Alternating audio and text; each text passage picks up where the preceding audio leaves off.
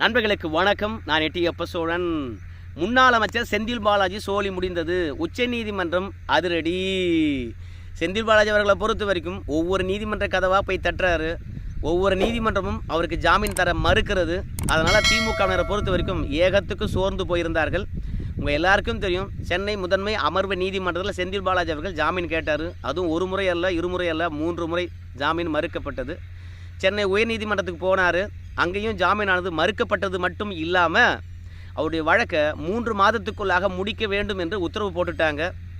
3 மாதத்துக்குள்ளாக எதற்காக முடிக்கணும்னு சொன்னாங்கன்னு கேட்டிங்கன்னா, நம்ம செந்தில் பாலாஜி அவர்களை பொறுத்த வரைக்கும் நான் அமலாக்கத்துறையால் கைது செய்யப்பட்டு நீண்ட நாள் சிறையில் இருக்கிறேங்க, நீண்ட நாள் சிறையில் இருந்தாவே ஜாமீன் கொடுக்கணுமா இல்லையா அப்படின்னு கேட்டார். ஜாமீன்லாம் தர முடியாதுப்பா, 3 மாதத்துக்குள்ளாக வேண்டுமானால் உன்னுடைய வழக்கை விசாரித்து முடிக்க சொல்கிறேன், நிரபராதினா வெளியே வந்துட்டு போ அப்படின்னு சொல்லிட்டாங்க. உடனடியாக இதை எதிர்த்து நம்முடைய அமைச்சர் செந்தில் பாலாஜி அவர்கள், அமைச்சர் இல்லைங்க, முன்னாள் அமைச்சர், உச்சநீதிமன்றத்துக்கு போனாருங்க. உச்சநீதிமன்றத்தில் போய் வழக்கு தொடுத்தார். உச்சநீதிமன்றமானது அமலாக்கத்துறைக்கு இன்றைக்கி நோட்டீஸ் அனுப்பியிருக்குதுங்க. அந்த நோட்டீஸில் என்னங்க, செந்தில் பாலாஜி அவர்களுக்கு ஜாமீன் கொடுக்கலாமா இல்லையா, உங்களுடைய பதிலை சொல்லுங்கள் அப்படின்னு சொல்லிட்டு அமலாக்கத்துறைக்கு நோட்டீஸ் அனுப்பியிருக்காங்க. அதுவும் இல்லாமல் செந்தில் பாலாஜி அவர்களை பொறுத்த வரைக்கும் உச்சநீதிமன்றத்தில் ஒரு மனுவை தாக்கல் பண்ணியிருந்தார். அந்த மனு என்னன்னு கேட்டிங்கன்னா, மத்திய குற்றப்பிரிவு காவல்துறையினர், லஞ்ச ஒழிப்பு துறையினர், இவங்க 2 பேரும் இணைந்து என் மீது 3 பிரிவுகளில் வழக்கு தொடுத்து வழக்கை விசாரித்து கொண்டிருக்கின்றார்கள். என்ன வழக்குன்னு பார்த்தீங்கன்னா, நான் போக்குவரத்து துறையில் காசு வாங்கிக்கிட்டு அவங்களுக்கு போஸ்டிங் போட்டு தந்திருப்பதாக சொல்லி என் மீது வழக்கு தொடுத்திருக்கின்றார்கள். அந்த வழக்கு விசாரணை முடிவடைகின்ற வரைக்கும் அமலாக்கத்துறை வழக்கை நிறுத்தி வைக்க வேண்டும் அப்படின்னு உச்சநீதிமன்றத்தில் கேட்டிருந்தார். ஏன் கேட்டார்னு கேட்டிங்கன்னா, இந்த போக்குவரத்து துறையில் லஞ்சம் வாங்கிக்கின்னு வேலை போட்டார் இல்லையா, அந்த வழக்கின் அடிப்படையில் தான் அமலாக்கத்துறையே பார்த்திங்கன்னா செந்தில் பாலாஜி அவர்களை கைது பண்ணியிருக்குது. லஞ்ச ஒழிப்புத்துறை, மத்திய குற்றப்பிரிவு காவல்துறை இவர் மீது போட்டிருக்கின்ற வழக்கில் நிரபராதி என்று சொல்லிட்டு இவர் வெளியே வந்துட்டார்னு வச்சுங்களேன், செந்தில் பாலாஜி அவர்களை அமலாக்கத்துறையால் ஒன்றுமே பண்ண முடியாது. அதனால தான் முதல்ல அந்த வழக்கு முடியட்டும், அதற்கு பிறகு அமலாக்கத்துறை வழக்கை நான் எதிர்கொள்ளுகின்றேன் அப்படின்னு உச்சநீதிமன்றத்தில் கோரிக்கை வைத்தார். ஆனால் உச்சநீதிமன்றம் பொறுத்த வரைக்கும் எந்த வழக்குக்கும் நாங்கள் தடை விதிக்க முடியாது, ஆனால் உங்களுக்கு ஜாமீன் கொடுக்கலாமா இல்லையா என்பது பற்றி அமலாக்கத்துறை கேட்டு நாங்கள் உங்களுக்கு பதிலளிக்கிறோம் அப்படின்னு சொல்லிட்டு செந்தில் பாலாஜி வழக்கை தள்ளி வச்சுருக்காங்க. ஏற்கனவே பல நீதிமன்றங்களில் செந்தில் பாலாஜி அவர்களுக்கு ஜாமீன் கிடைக்கல என்று சொன்ன பிறகு சோர்ந்தே போய் கிடந்த திமுகவினருக்கு உச்சநீதிமன்றமும் எந்த வழக்குக்கும் தடை விதிக்க முடியாது என்று சொல்லி அதிரடியான உத்தரவை பிறப்பித்திருப்பதனால ரொம்பவே சோர்ந்து போயிருந்தாங்க. இவங்களுடைய சோர்வுக்கு என்ன காரணம்னு கேட்டிங்கன்னா, செந்தில் பாலாஜி அவர்களை பொறுத்த வரைக்கும் எப்படியா இருந்தாலும் சரி இந்த நாடாளுமன்ற தேர்தலுக்கு முன்பாக வெளியே வந்துடுவார். கரூர் மாவட்டம் உள்ளாட்சி தேர்தலாக இருந்தாலும் சரி, நகராட்சி தேர்தலாக இருந்தாலும் சரி, அதனை தாண்டி சட்டமன்ற தேர்தலாக இருந்தாலும் சரி, கரூர் மாவட்டம் ஒட்டுமொத்தமாக திமுக கோட்டையாக மாற்றினது நம்ம முன்னாள் அமைச்சர் செந்தில் பாலாஜி அவர்கள்தான். அதே மாதிரி கோயம்புத்தூர் மாவட்டத்துக்கும் அவரை தான் பொறுப்பாக போட்டிருந்தாங்க. கோயம்புத்தூரில் நல்ல கட்டமைப்பை உருவாக்கி வைத்திருந்தார். செந்தில் பாலாஜி அவர்கள் மீது கோயம்புத்தூர் மக்களும் பாசத்துடன் இருந்தாங்க. அந்த அளவுக்கு செந்தில் பாலாஜி அவர்களை பொறுத்த வரைக்கும் நல்லா எதெல்லாம் கவனிக்க முடியுமோ அந்த அளவுக்கு கவனித்து வச்சுருந்தார். அதனால் தேர்தலுக்கு முன்பாக செந்தில் பாலாஜி வந்துட்டார்னா ஏகத்துக்கு கவனிப்பார் என்று ஜாமீனுக்காக ரொம்பவே முயற்சி பண்ணாங்க. ஆனால் ஒவ்வொரு நீதிமன்றமும் தேர்தலுக்கு முன்பாக செந்தில் பாலாஜி அவர்கள் வெளியே வரமாட்டார் போல தான் தெரிகிறது, அவங்க போடுற உத்தரவின் அடிப்படையில். அதனால தான் ஏகத்துக்கு சோர்ந்து போயே கிடந்தார்கள். ஆனால் நேற்று திமுகவினுடைய சோர்ந்து போன விஷயத்துக்கு உற்சாகம் மூட்டி இருக்கிறது டெல்லி ஆம் ஆத்மி பார்ட்டி எம்பி அவர்களுக்கு கிடைத்த ஜாமீன் விஷயம். இப்போ எல்லாருக்கும் ஒரு சந்தேகம் வரும், டெல்லி ஆம் ஆத்மி பார்ட்டி எம்பி சஞ்சய் சிங் அவர்களுக்கு ஜாமீன் கிடைப்பதற்கும் நம்ம முன்னாள் அமைச்சர் செந்தில் பாலாஜியுடைய வழக்கில் சோர்ந்து போயிருந்த திமுகவினர் உற்சாகம் அடைவதற்கும் என்ன தொடர்பு அப்படின்னு சொல்லிட்டு உங்களுக்கு சந்தேகம் இருக்கும். ஆம் ஆத்மி பார்ட்டி சஞ்சய் சிங் அவர்களுக்கு ஜாமீன் கிடைத்திருப்பது எந்த வழக்கில்? அமலாக்கத்துறை வழக்கில். அமலாக்கத்துறை தான் பார்த்திங்கன்னா சஞ்சய் சிங் அவர்களை கைது பண்ணியிருந்தது. அதே மாதிரி தான் நம்ம முன்னாள் அமைச்சர் செந்தில் பாலாஜி அவர்களும் அமலாக்கத்துறையானது கைது பண்ணியிருக்குது. சஞ்சய் சிங் அவர்களுக்கு அமலாக்கத்துறை வழக்கில் ஜாமீன் கிடைத்திருப்பதனால செந்தில் பாலாஜி அவர்களுக்கும் ஜாமீன் கிடைக்கும் அப்படின்னு சொல்லிட்டு திமுகவினர் மீண்டும் உற்சாகம் அடைந்திருக்கின்றார்கள். அமலாக்கத்துறை மட்டும் செந்தில் பாலாஜி அவர்களுக்கு ஜாமீன் கொடுக்கலாம் அப்படின்னு கொஞ்சம் தளர்வு பண்ணிக்கினாங்கன்னா செந்தில் பாலாஜி அவர்களுக்கு ஜாமீன் கிடைச்சிடும். ஏன்னா கடந்த காலங்களில் செந்தில் பாலாஜி அவர்கள் அமைச்சராக இருக்கிறாருங்க, அரசியல் களத்தில் பெரும் புள்ளியாக இருக்கிறாருங்க, அதனால் அவருக்கு ஜாமீன் கொடுக்க முடியாது அப்படின்னு சொன்னாங்க. ஆனால் செந்தில் பாலாஜி அவர்களை பொறுத்த வரைக்கும் அமைச்சர் பதவியும் ராஜினாமா பண்ணிட்டார். மீண்டும் அவருக்கு ஒரு தடையாக வந்தது அவங்க மனைவியும் அவங்க தம்பியும் அமலாக்கத்துறை வழக்கில் அமலாக்கத்துறையுடைய ஆஃபீஸில் வந்து ஆஜராகி அவங்க மீது இருக்கின்ற குற்றச்சாட்டுகளுக்கு விளக்கம் அளிக்காமல் இருக்கிறாங்க. அதுதான் ஒரு தடையாக இருக்குது. அந்த தடையை பொறுத்த வரைக்கும் திமுக ஈஸியாக சமாளிச்சிடும். எப்படின்னா, அவங்க ஆஜராகாமல் இருப்பதற்கும் நான் வந்து சிறையில் இருப்பதற்கும் என்ன தொடர்பு? அவங்கள நான் கண்ட்ரோல் பண்ணுறேன்னா சிறையில் இருக்கிறவன் நான் எப்படி போய் அவங்கள கண்ட்ரோல் பண்ண முடியும்? அதனால் அவங்க ஆஜராகவில்லையே என்பதற்காக என்னுடைய உரிமையை மறுக்கலாமா அப்படின்னு சொல்லிவிட்டு செந்தில் பாலாஜி அவர்களை பொறுத்த வரைக்கும் உச்சநீதிமன்றத்தில் வாதாடிடுவார். அவருக்கு அமைச்சர் பதவி இருந்தது தான் தடையாக இருந்தது, அதுவும் ராஜினாமா பண்ணிட்டார். இப்போது சஞ்சய் சிங் வழக்கில் வந்து அமலாக்கத்துறையை பொறுத்த வரைக்கும் சஞ்சய் சிங் அவர்களுக்கு ஜாமீன் கொடுக்கலாம் என்று சொல்லிவிட்டு அவருடைய ஜாமீன் விஷயத்தில் மறுப்பு தெரிவிக்கலை. அதே மாதிரி இப்போது அமலாக்கத்துறைக்கு செந்தில் பாலாஜி வழக்கிலும் நோட்டீஸ் அனுப்பியிருக்காங்க. அப்படி நோட்டீஸ் அனுப்பியிருக்கின்ற பொழுது செந்தில் பாலாஜி வழக்கிலும் சரி அமலாக்கத்துறை மறுப்பு தெரிவிக்கலன்னு வச்சுங்க, ஜாமீனுக்கு அவருக்கு ஜாமீன் கிடைச்சிடும் அப்படின்னு சொல்லிட்டு உற்சாகம் அடைந்திருக்கின்றார்கள். இப்போது சஞ்சய் சிங்குடைய ஜாமீன் விஷயமானது நம்முடைய முன்னாள் அமைச்சர் செந்தில் பாலாஜியுடைய வழக்கில் அப்படியே பொருந்துமா அப்படின்றத நம்ம முதல்ல பார்த்துணும். இப்போ சஞ்சய் சிங் அவர்களுக்கு எதனால் ஜாமீன் கொடுத்துருக்காங்க? இப்போது சஞ்சய் சிங் அவர்களை பொறுத்த வரைக்கும் சென்ற ஆண்டு அக்டோபர் மாதம் கைது செய்யப்படுகின்றார். அப்படி கைது செய்யப்பட்டு சிறையில் அடைக்கிறாங்க.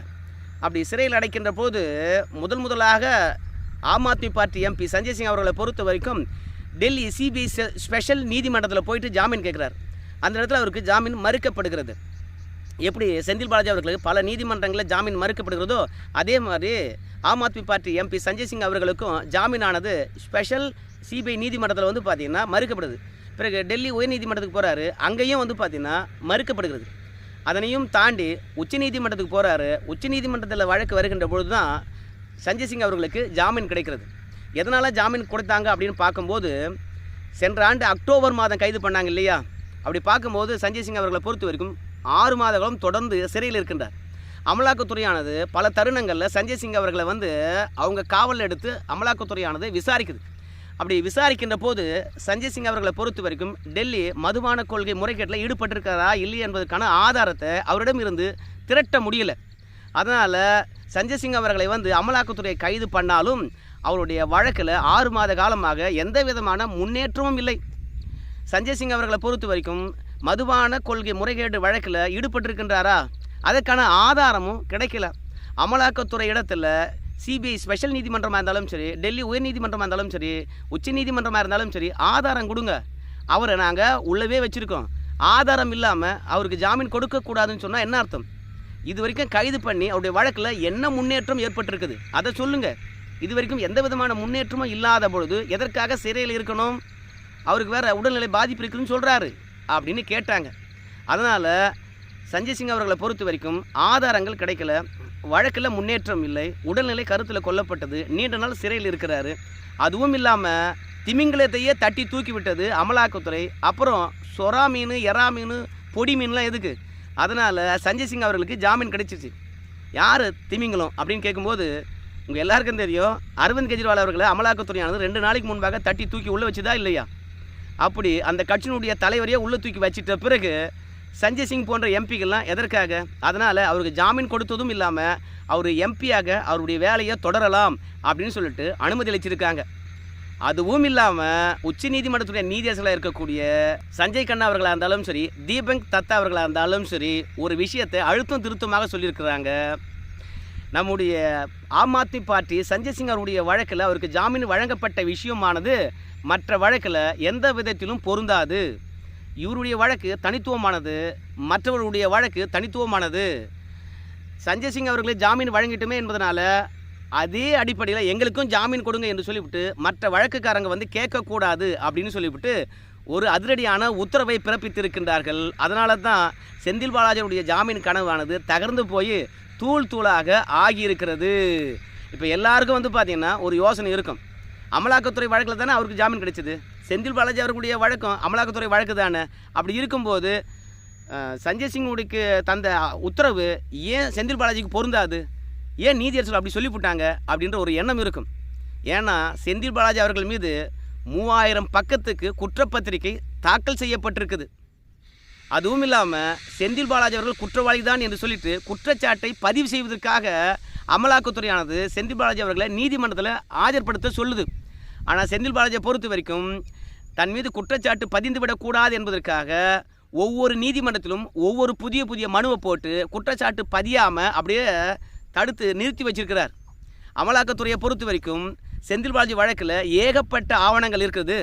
அந்த ஆவணங்களை பொறுத்த வரைக்கும் ஏற்கனவே மத்திய குற்றப்பிரிவு காவல்துறையினர் கைப்பற்றியிருக்கிறாங்க. லஞ்ச ஒழிப்புத்துறையினரும் ஆதாரங்களை பலவற்றையும் கைப்பற்றியிருக்கின்றார்கள். அவையெல்லாம் நீதிமன்றத்தினால் சரிபார்க்கப்பட்டு சான்றளிக்கப்பட்டிருக்கிறது. அதுவும் இல்லாமல் நாங்களும் அவர் வீட்டை போய் சோதனை பண்ணோம். நாங்களும் அவர் வீட்டிலேருந்து ஏகப்பட்ட ஆவணங்கள் கைப்பற்றினோம். அந்த ஆவணங்கள் அத்தனையும் டிஜிட்டல் மயமாக உங்ககிட்ட கொடுத்துருக்கிறோம் அப்படின்னு சொல்லிட்டு செந்தில் பாலாஜியுடைய அமலாக்கத்துறை வழக்கில் ஏகப்பட்ட ஆதாரங்கள் நீதிமன்றத்திலேயே கொட்டி கிடக்கிறது. செந்தில் பாலாஜியை பொறுத்த வரைக்கும் விசாரணைக்கு ஒத்துழைக்க வேண்டும். ஆனால் அவர் புதிய புதிய மனுக்களை போட்டு புதிய புதிய நீதிமன்றங்களுக்கு போயிட்டு அவருடைய வழக்கை டிலே பண்ணுறாரு அன்றி சஞ்சய் சிங் மாதிரி வழக்குக்கு ஒத்துழைக்கலை. ரெண்டாவது ஒரு வழக்கில் ஆதாரமே கிடைக்கல. அதனால தான் ஒவ்வொருத்தருடைய வழக்கும் வித்தியாசமானவை. அதனால் சஞ்சய் சிங் அவர்களுக்கு அமலாக்கத்துறை வழக்கில் ஜாமீன் கிடைத்தால் செந்தில் பாலாஜிக்கோ இல்லை அரவிந்த் கெஜ்ரிவாலுக்கோ ஜாமீன் கிடைத்துவிடும் என்று நினைக்கக்கூடாது அப்படின்னு சொல்லிட்டு எந்த வழக்கையும் அந்த வழக்கையும் ஒப்பிட்டு பார்க்காதீங்க என்று சொல்லிவிட்டு ஒத்த அடி நெத்தி அடியாக அடிச்சிட்டாங்க நீதியரசர்கள்.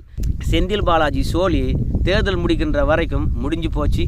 திமுகவினர் மீண்டும் சோர்ந்தே போயிட்டாங்க. இப்படி ஒரு உத்தரவு எதற்காக பிறப்பிக்கணும் ஐயா? எங்களுக்கு மட்டும் ஏயா பட்ட இடத்துல படுற மாதிரி கெட்ட குடியே கெடுற மாதிரி எங்களுக்கு தொடர்ந்து ஆப்பாவே வருது என்று வருத்தப்படுகின்றார்கள். செந்தில் பாலாஜி அவர்களை வெளியே கொண்டு வந்து விட வேண்டும் என்று முதலமைச்சர் அவர்களும் பார்த்திங்கன்னா மிகவும் ஆசைப்படுகின்றார். கோயம்புத்தூர், ஈரோடு, சேலத்தெல்லாம் போய் பிரச்சாரம் பண்ணுகின்ற போதெல்லாம் முதலமைச்சரை பொறுத்த வரைக்கும் மிகப்பெரிய செயல் வீரர். சிறையில் இருக்கின்றார் செந்தில் பாலாஜி. அவருக்கு இதயத்தில் சிம்மாசனம் இட்டிருக்கின்றேன். அதே போன்று கோயம்புத்தூர் மக்களும் அவர்களுடைய இதயத்தில் செந்தில் பாலாஜிக்காக சிம்மாசனம் தந்திருக்கின்றார்கள் அப்படின்னு சொல்லி செந்தில் பாலாஜி அவர்களை வாயார புகழ்ந்திருக்கின்றார். அவருடைய வருகையை எதிர்பார்த்து காத்துட்டு இருக்கின்றார். அமலாக்கத்துறை தான் தொடர்ந்து ஆப்பு வச்சுக்கிட்டே இருக்குது. எப்போ தான் செந்தில் பாலாஜி அவருக்கு ஜாமீன் கிடைக்குமோன்னு தெரியல. ஊரில் இருக்கிறவங்களுக்குலாம் ஜாமீன் கிடைக்குது, இவர் கிடைக்க மாட்டேங்குது. இந்த வீடியோ பற்றிய கருத்துக்கள் நீங்கள் சொல்லுங்கள். நன்றி நண்பர்கள்.